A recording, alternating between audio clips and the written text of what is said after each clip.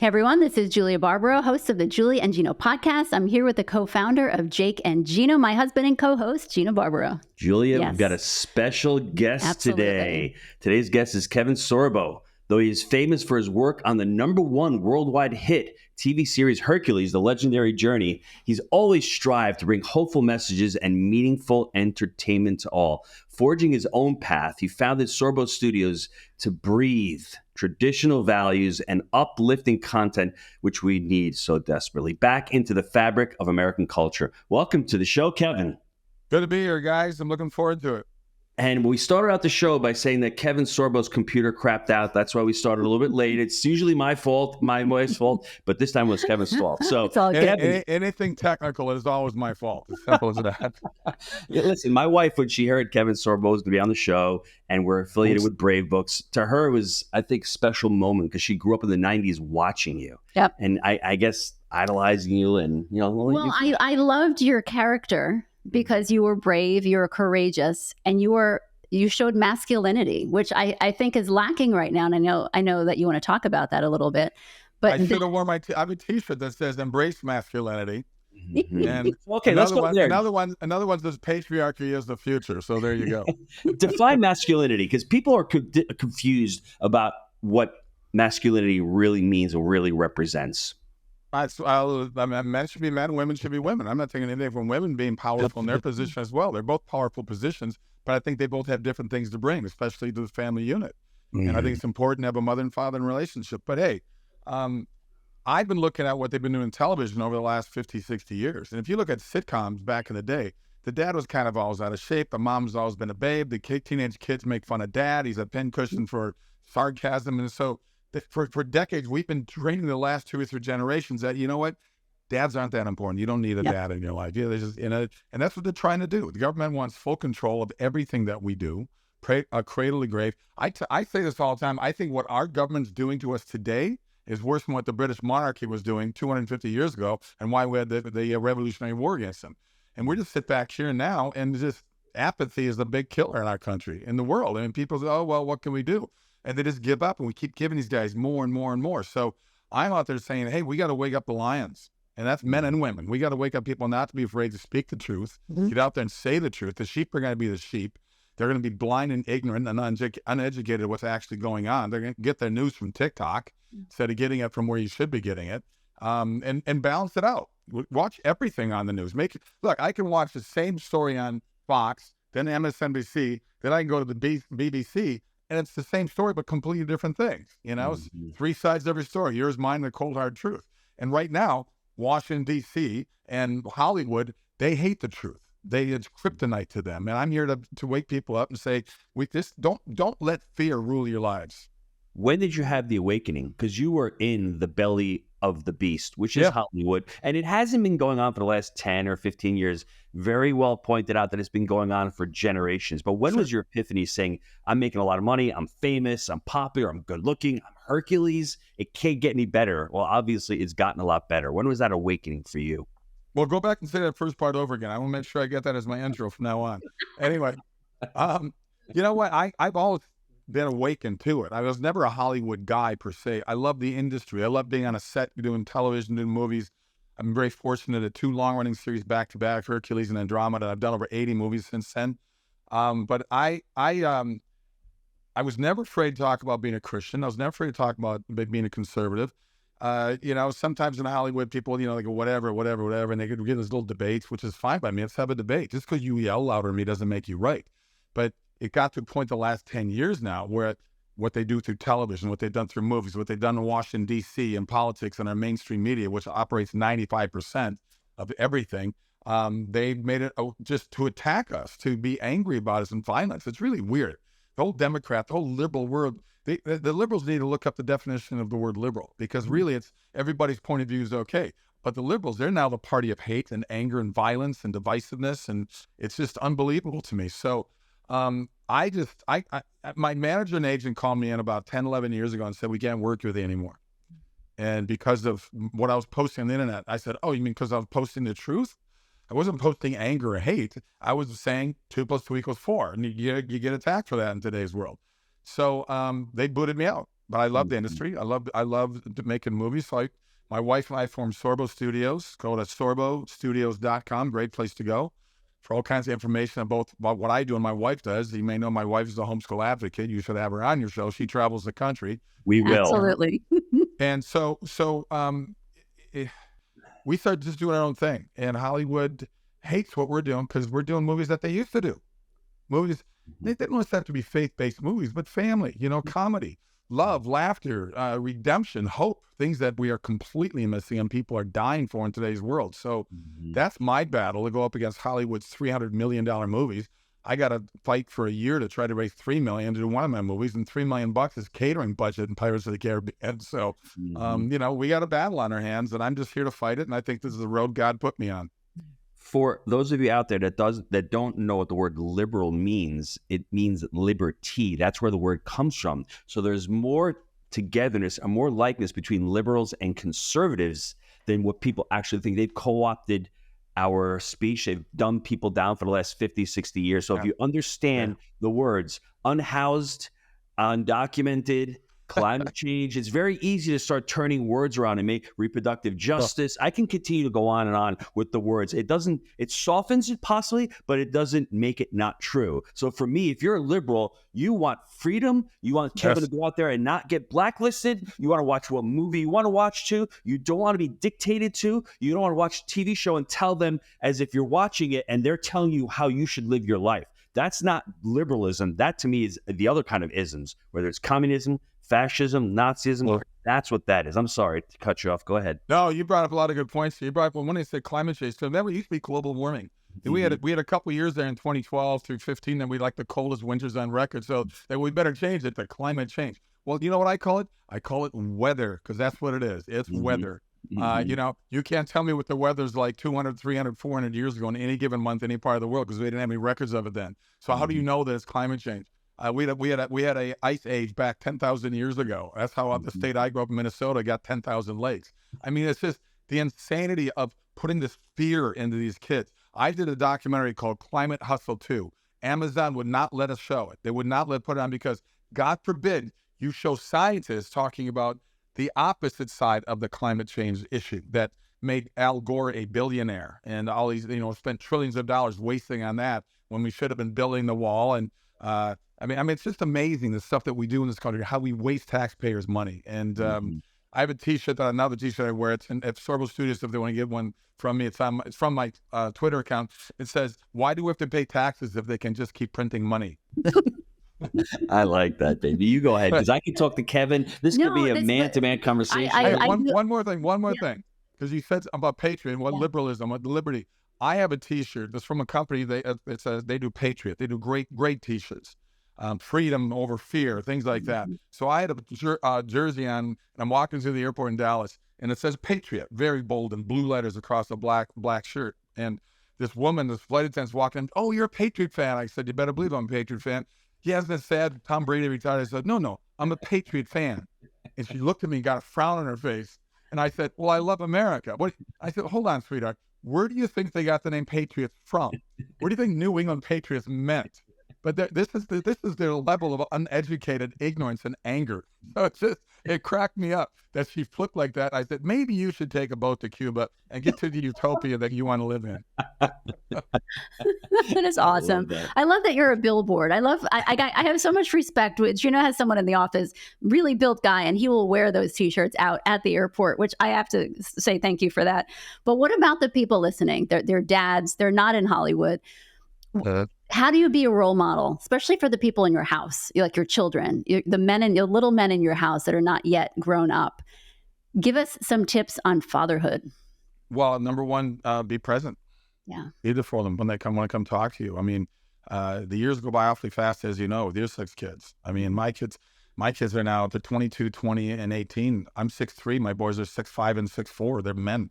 And they go to the gym, they work out. They're not afraid to speak their faith and speak their conservatism. To me, it's just be there for them because they go so quickly. I mean, I remember changing their diapers. I remember, walking around with them, holding their little hands and stuff. Now these big guys, they're going to have to hold my hand now to get me through it. And it's just, be there for them, find time to catch, find time to go golfing, find time to take a walk, find time to just do stuff and hang out because, life is short. There's a great line in a song from Dan Fogelberg where he says, life's not long when look from end to end. And he's not wrong. It's both. I remember my grandfather at 81 years old looked at me one time. He goes, "You know something, Kev? I was 18 yesterday and I was in my 20s then. And I already knew what he meant by that because I was like going, yeah, I was only 20 some years old, but I knew exactly what he was talking about. And just be there and hang out and set a good example, and my wife and I, we have battles all the time. She's strong-willed, I'm strong-willed. We have these battles, but we know what it's all about and why we want to hang out and keep doing stuff together. So, 26 years. Every year she says, "I'm going to give you one more year." She says, "I'll give you one more year." You're lucky. My wife tells me I'll give you one more day. So at least you can redeem yourself. Here's a good one. I was at a men's retreat this past weekend, and someone shared the quote with me: to prepare the child for the road, not the road for the child. And it really stuck me because I've always wanted to protect my kids. I don't want them to have harm. I don't want them to go through struggles. And that's what I see a lot of what's going on now. But they're going to, and that's life. Yes. Well, you're teaching them what to do when those roadblocks happen. We all get roadblocks in our life. How do you react to that roadblock? You're going to blame God. You're going to blame a God you don't believe in, the government, friends, neighbor, you or me. So many people just given up on life. And I think that's the anger you see. And it certainly is under 30, maybe even up to 35 years old and younger. You see this look towards, well, maybe communism is pretty good, and get Antifa that says they're against fascism when they're actually the fascists. But that's exactly what government does, right? Look at our government right now. Biden and his cronies, it's called deflection. And that's what the Democrat Party does. Every problem they cause, they flip it around and say it's the Republicans' fault. They're blaming the border on Trump. I go, but here, the people that love Biden for whatever reasons, and the Democrat Party, all you have to do is go, wait a minute. When Trump was in office for 4 years, 1.4 million came across the border. We're getting 1.4 million every 6 months. And that is like, let's not talk about it. That 10 million people, and they're flying them in now. I don't know if you've heard this. They've flown in almost 1 million over from the border down there. Just have 1 million less not physically coming across the border. That's complete treason, and nobody says anything. It's like mail-in voting. We'll never have a legal voting system if it's mail-in voting. It'll never, ever be an honest system. You wrote a book with Brave. It's phenomenal. And what I love about it is, I was going to ask you, well, why did you write it? It's pretty apparent why you wrote it and the inspiration behind it. Yes. There it is. Tell us a little bit about the story. Well, I think they heard me roaring loud and hard over their Brave books. And Kirk Cameron is a dear friend. I've known Kirk forever. We were neighbors in California for 10 years until we escaped California. We live here in the beautiful free state of Florida. Ooh. And we've been here over 5 years already. And they approached me and they said, "Hey, we see what you're doing out there, and we'd love you to be part of our team." And I said, "I love what you guys are doing. Are you kidding?" So we wrote a book together. It's called The Test of Lionhood. And it's a story about a little lion cub, Lucas. He's right there. And Lucas is like 10 years old, and he goes into the woods with his two little sisters. She gets cut by a flower, the littlest one. He knows he has no time to get back and get his parents. He knows his dad has taught him about that plant. His dad told him, you got to go to this part of the mountain to get the antidotes, a flower up there you have to get. Otherwise, whoever gets cut by that plant will die. So he's got to get past his fear and insecurities. He's got to find that inner strength and that bravery, and he ends up saving his little sister's life. It's a wonderful story. I got attacked by the Alphabet crowd. I thought it was so funny. And I go, what is wrong with this book? Well, it's anti this and anti that. I go, no, it's not. It's pro-child. That's all it is. It's just pro-child. It's, to me, let boys grow up to be boys and strong fathers and strong figures in their community, and they're a pillar for their cities and towns that they live in. What is wrong with that? They look at, not just them, the liberals every day look for something to be upset about. They look for something to attack people about because they have nothing better to do, because they're probably getting paid by George Soros. I'm sure they're unemployed and collecting your tax dollars as well. And they wear masks just like ISIS does and run around beating up innocent people and businesses and burning up cop cars. What a great way. And we let them do it. And we let them go into stores and loot. Are you kidding me? When is that going to stop? When is that? And recently, you must have seen the story of this black teenage girl beating the crap of a white teenage girl, bashing her head against the concrete. This woman, I heard she's on, young girl's on life support or something right now. And where's the story? If it was reversed, if that was a white teenage girl beating up a black teenage girl, it'd be all over the place. What is wrong with our liberal white media that they're so afraid just to print the truth? Has nothing to do with the color of either of those kids. What happened is horrific, period. And there should be reported on it. Yeah. I think one of the things, Kevin, that you are actually, especially in the book, is you're teaching responsibility. And I think maybe the left, they fear responsibility. They don't want that. They don't want that. They want government. Government loves them because they are the youthful idiots that Lenin talked about back during the Bolshevik Revolution. And another thing that he mentioned about, because I took Russian studies when I was in school, things they used to actually teach history if you wanted to take it. And he said the best way to control a population is through education. And look at our education system. It's pathetic. Anything the government has, from the DMV to public schools, whatever it may be, it runs horribly. Post office, whatever. Why do they think FedEx and UPS is doing so much better? Because competition's a good thing. That's what built America, was individuals with dreams and drive. But now we're destroying that. We don't want people to have the American dream. If you work hard for 10 years and finally make a buck, you get attacked for being successful. I'm a 13-year overnight success in Hollywood, so there.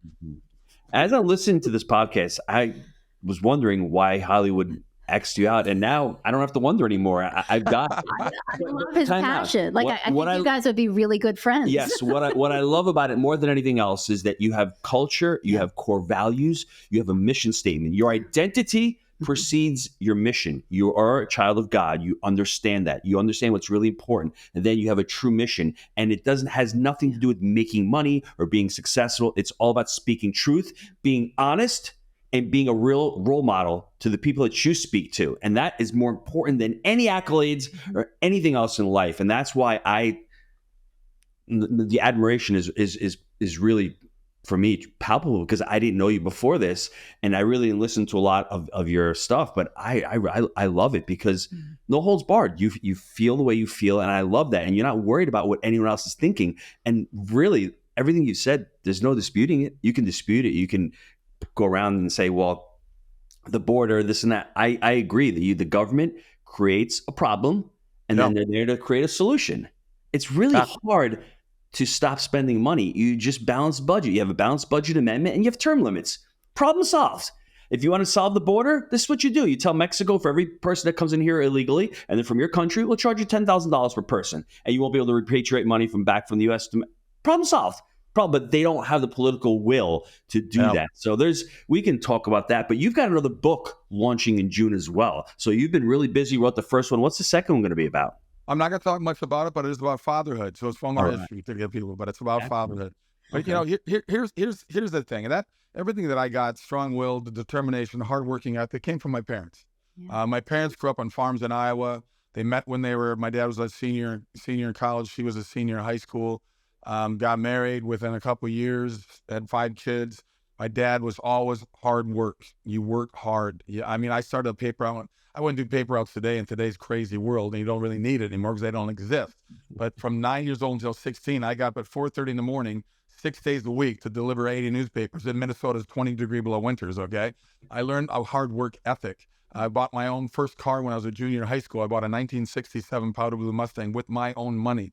And as I tell my kids, just like my dad said, when you work hard and do things, you buy something like that with your hard work, you take care of it a lot more than somebody's handing it to you for not doing anything, just giving you a participation trophy, so to speak. But they taught us all that stuff. And I grew up in a Democrat household. I grew up in a Walter Mondale's, Hubert Humphrey Democrats world, which those guys would be more like, they'd actually be better than rhinos today. I tell people, look at 1960 inauguration speech by JFK. There's not one Democrat, and 50% of the Republicans don't talk that way. JFK would be a Republican today. There's no doubt. Ask not what your country can do for you, but what you can do for a country. There's not anybody in D.C. saying like that. So I just, my first time I could vote, I voted for Reagan. So I grew up in a Democrat family, but I saw the conservative side as the one that made this country great. Big fan of Abe Lincoln, big fan of Teddy Roosevelt. Look, I highly recommend Teddy Roosevelt's autobiography book. It's very good. They started tearing down the statues in this country, and we let them. How pathetic is that? Because every country has good and bad history. But our founding fathers were freaking brilliant. Those guys were unbelievable, what they wrote 250 years ago. it still applies today more than it's ever applied. So it's just weird to me of what we're doing in this country and letting people be as vicious and vile. I mean, I would bring in the National Guard. I would put vets at every school. I'd put an armed vet in front and back of every public school. And these punks that want to go in with guns, they're not going to go any longer, are they? Because they're chicken little losers that want to go there and just because they're insane and crazy. It just wouldn't happen. And we treat our vets like crap. Give them real jobs, give them health benefits, and keep them employed. But get rid of public schools. Even, I'm looking the last couple of years at Bill Maher. But Bill Maher is a JFK Democrat. He doesn't even like what's going on with that party either. And he said, don't send your kids to American universities last month, because I catch the show once in a while. Wow. So there's a couple of things before my wife asks the next question. When you talk about the founding fathers, it's very important that they were in the service of others. They were public servants serving the country. And I think a lot of them were, those who are exalted shall be humbled, and those who shall be humble shall be exalted. I think they were smart enough to understand that they put their life on the line. They knew that they were going to be hung for their treason. Yes. And I think that's the difference. Now everyone's out to serve themselves, where those people, those individuals back in the day, they stuck their necks out, like you said, and they were serving a greater good. They were serving not just themselves. Nowadays, it's all about me. What can I get? It's popularity. I always say purpose over popularity. People have it the other way around. They have popularity, then I'll find my purpose. Find your purpose like the founding fathers did. And then once you lean into that and you work on that, your popularity will come from that. Julia, let's say you, exactly. Yeah, no, I want to know what we could do. What can the people listening do? Because it's I like that, baby. I wasn't even thinking about that. I'm like, Kevin Sorbo. I love everything you're saying, but I'm a solution person, right? I just want solutions. So I want to know what I personally can do, Julia Barbaro, what I can do, what I could teach my kids to do, what I could, tell the listeners to do. If you know what I mean. We want actual. Well, I'll tell you what, guys like George Soros. Yeah. And Bill Gates, they're funding ground zero areas. They're going to little towns, little communities, and they're getting the liberals to take over the school boards. They're not worried about the big. They know they can do things to affect the big election for the president and senators and stuff like that. They're going to towns all over America, and every city, every state, and they're having these people run in. In the state of Florida here, because of what everybody saw after COVID, we replaced 12 school boards across this country with conservatives. People went in there and said, you guys are out. No more showing porn to our third grade kids. No more of this transgender surgery, saying that a 5-year-old knows that he wants to change his sex. Let him grow up. Bruce Jenner didn't become Caitlyn Jenner until she was 60 years old, okay? Let them become mature enough to make that decision. There's just so many critical race theory, all this stuff. Why are we teaching kids to hate white people, to hate our country, to hate everything that stood for in history, when this country is the greatest country in the world, and we're now just slowly decapitating it over and over again. And, people still want to come to this country, but right now they're coming for all the wrong reasons, because at the border, we're just saying, come on in, we'll give you free everything. Why are they getting free education, free cell phones, T-shirts, tennis shoes? Why are we doing that for these people? Out of our money. The government, the reason we have a debt is that the government, they take in so many trillions of dollars in tax every year, but then they print more than that and just keep spending it around. Well, of course we have a problem.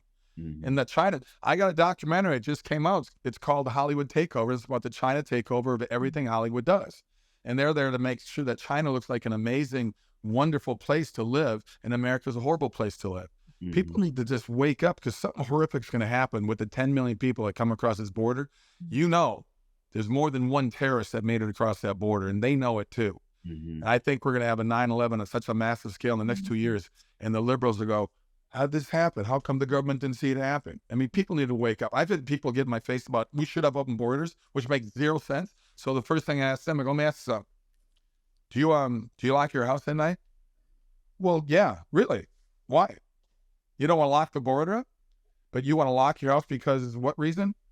And they know I'm getting to for safety and protection. So they're such hypocrites. Walls don't work. Meanwhile, everybody in Beverly Hills that are famous got walls. We got a wall around our government. The hypocrisy is so unbelievably just like diarrhea that it's just a joke. So let me ask you, Kevin, people should listen to the Julia and Gino show. They should go out read. They should go out and read Brave, because the Brave books are phenomenal. They should go to sorbostudios.com Yes. He can read minds. Yeah. Yes. Can I give a quick plug? Where do you guys live? We live in St. Augustine. Okay. In I am Florida. hosting these autograph shows I go to because of Hercules and Andromeda. Most times now, the last 6-7 years, people want autographs from my family movies and faith movies like God's Not Dead, Soul Surfer, What If. So I'm hosting along with Adam Phelps, who does in the Midwest. So he lives in Tennessee. We're the first ever faith and family convention at the end of May this year, May 30, 31, and June 1st. It's called RiseUpCon.com. RiseUpCon, short for convention.com. Check out the site. See the wonderful people we got coming that you'll absolutely love. Stars you'll recognize that have done secular things, but they do mostly family movies now. And we got a beautiful golf event that's happening that's going to benefit a foster home that puts foster kids into Christian families across the country. And the other one is for a pro-life organization. So we got some good stuff. I hope people will go check it out and come join us.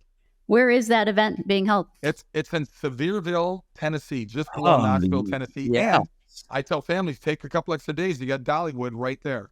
Yes, my business partner, Jake, we have properties in Knoxville. So he's going to love it. I mean, you just made his week. I mean, because he's always trying to find stuff to do with his kids and conservative stuff. Awesome. He's got 3 children, younger children. So severe. Come on down and tell him to take 3 buddies with him and be one of the foursomes on the golf course. He'll get a flight and play with him. Love that. That's awesome. We're definitely going to check that out. I mean, as far as other content and other media, and I know you've been listening to Bill Maher. Bill Maher, he's just confused. That's the problem. He's been drinking the Kool-Aid for so long. And I think the problem is, Kevin, once you've been living the lie for 20, 30, 40 years, and then you realize, wow, I've been living the lie. It takes a lot of humility, and it takes no ego to say, I've made a big mistake.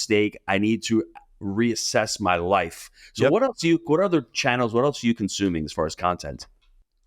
I'm so busy with Sorbo Studios trying to raise money for that next thing. I do watch a lot of news. I flip channels around a lot in the morning. I'm an early riser. I'm up by 4:35 every morning. Wow. I'll do my golf round real early in the morning as well. As soon as they open up, crack of dawn, I go. I do 18 holes about an hour and a half. That's my drug. Wow. That's my time. Well, I'm a good golfer and I play fast. I can't stand these slow rounds of golf. But I love staying in tune. I do a lot of speaking events. Sorbo Studios, you can find more information there. But I do pro-life events. I do Christian education. I do motivational speaking. I do medical speaking. I've got 2 of the books. One's called True Strength and the other one's called True Faith that my wife and I co-wrote together. And so, I get around and I love staying busy. That's awesome. We're definitely going to have your wife on because I would love to talk about that with her. If you think I'm on fire, wait till you talk to her. I believe it. We were at, Moms for America. Yeah. Yes. Yeah. So we were at their 20th anniversary last week, and Jim Caviezel, Dr. Ben Carson, and myself got to open the gala that night, opening night. I had to fly the next day to go to Helena, Montana, to speak at a Christian school there, but my wife spoke the next day on homeschooling, so I missed them. They had a lot of speakers. That was a pretty big event. So how do you work with your wife? Like, what does that look like? Because everyone asks that to us, and I'm curious how Kevin Sorbo works with his wife. Julia, where she's like, Gino, you're working too much. Slow down. Oh, I got an idea. And it's like, do you want me to slow down? You've got ideas. Take your pick. Your wife sounds very similar. Right? We have a mission. Yeah. Well, she knows I've run the cow both ends, but she kind of does the same thing. I mean, she's got a radio show as well with General Mike Flynn's got a new station out there. So she does a show daily on there. Wow. She travels a lot with the homeschooling thing. Yeah. She's really the brains. I'm more the creative part. I mean, she's very creative in her own right, but she's a brainiac. She went to college. We went to college for completely different reasons. I went to play sports and meet girls. So she went there to get an actual education. But she definitely stays really, really late. She's been traveling too much too. I tell her, I said, you always scold me, but you're kind of run around the same way. But I think we both just like staying busy. That's awesome. Yeah, I love that. I just have to share one thing because 25 years ago, my husband and I got married. We went on our honeymoon, and it was this new thing, the digital world of taking pictures with a character. And so I found this picture this morning, and I don't know if you can see it. Oh my gosh. You and Xena, the warrior princess, but with my husband in my face. Oh my gosh. You didn't even show this. I was on a mission this morning. I was like, I am going to find that picture. Embarrassing. It's so embarrassing. That picture's even thing. Xena was I jokingly call it our third-year lesbian spinoff. And, well, they kind of played up on that in the show. But it was they had at the end of season 2 in Hercules, we did a 3-show arc to introduce the character because Universal had an extra hour slot open up, and our show Hercules was just crazy in popularity. By the beginning of season 3, we were the #1 show in the world in 176 countries. So we did that show together during an actual fight scene that we had choreographed, and that 3-part introduction of her character before it became actually a series. They wanted to see how people receive that character, and obviously they loved it. But I always like to trivia quiz people. I had a 5th-year spinoff off of Hercules called Young Hercules. And if you go online right now and say pictures of young Hercules, the unknown actor playing me, it got canceled after 2 years, was devastated when the show was canceled. It was a 20-year-old Ryan Gosling. Oh, wow. Before he became Ryan Gosling. Yes. That's really cool. Check that out. That's hysterical. It's pretty funny. Ryan Gosling as young Hercules. You see the pictures of this wimpy little blonde kid. It's just absolutely hilarious. That's awesome. As I look at this picture, wow, I really am humbled here. I mean, I don't have Kevin Sorbo's face, and you don't look like a blonde, Julia. Laura told us. Laura told me that I looked horrible. She's like, please don't ever get that hairstyle. So I said, that's fine. I'm good with that. Well, we started filming. I hate to say it, we started filming that show 31 years ago. Hercules. Crazy. It's unbelievable how fast it goes by. Right. It's, I miss my 30-year-old body. I'll tell you. I'm feeling decent shape, but not like it was back then. Wow. But I love the journey, and that's why I do like to look back in time to see where we came from and what we learned. Sure. And, do you know what I mean? Like, never in my life would I ever think that we were interviewing you on a podcast to begin with, because that's About my fatherhood. husband had a restaurant. We didn't have any children. And so it's amazing our journey in life and where it's brought us. And I'm so thankful for our faith, for our family, for you who's out in the world making a huge impact on people, because we don't have the voice that you do. And so I know that each one of us has their own mission. So thank you for being so brave and being out in the world. Do you want me to wrap up the show? I would love Thank you. So we have a young Kevin Sorbo, who's one of 5 children, hard worker. His parents are Democrats. I can't believe it. But they're Democrats, sort of Republican Democrats. And he's, paperboy. I mean, I was a paperboy also, and I had 50 stops. He had 80. So he was probably making like 80 or 90 bucks a week, which is great back then. A lot of money. Goes to college, in his own words, trying to pick up girls and play sports. But the important thing is he found his passion in life, and his passion was acting. And he made such an impact to Julia and myself. We watched the show back in the 90s, but I think he had a passion. He had a burning desire to do more. It wasn't just about making money. It wasn't just about being famous. It was about having a calling. And about 10 years ago, they said, Mr. Sorbo, we've had your services. Goodbye. We don't want to work with you anymore. And this is after 80 films. This is after years and years of being in the industry. And Kevin could have just packed it up and said, you know what? I'm not going to find a job anymore. I don't know what to do. Instead, he just locked it in. And he said, this is what I'm going to dedicate the rest of my life to truth, to liberty, to being a patriot, to justice, and to speaking what I truly believe in. And that's what's led him to the last 10 years. And I think for the next 20, 30, 40 years, that's what his mission is going forward. And listen, it's been an honor and a privilege having you on the show, and continued success. And I would love to meet your wife, because that would be some podcast. Awesome. She would love it. Trust me. She will definitely do it. And Kevin, last thing, once again, it's riseupcon.com and the other websites, please. SorboStudios.com, SorboStudios.com. It's everything Kevin and Sam on there. And also follow me on Twitter, or X, I should say, at KSorbs, SORBS. My buddies call me Sorbs. Everybody can call me Sorbs. But I got about 2 million followers on there, and I post very sarcastic, funny truth. And Facebook took me down 3 years ago for posting the truth. And of course, everything I said, which they were saying were conspiracy theories and misinformation, all came true. So one of my posts on Twitter was, I need more conspiracy theories because mine all came true. That's awesome. Well, what's the difference between a conspiracy and the truth? About 6 months. That's what they say. So, ain't that a fact? Thanks, Kevin. We appreciate you being on. And to all the listeners out there, thanks for spending part of your day, and we hope to see you on the next show. Yes, and please visit us at juliaandgino.com. Thanks, everyone. Thanks, guys.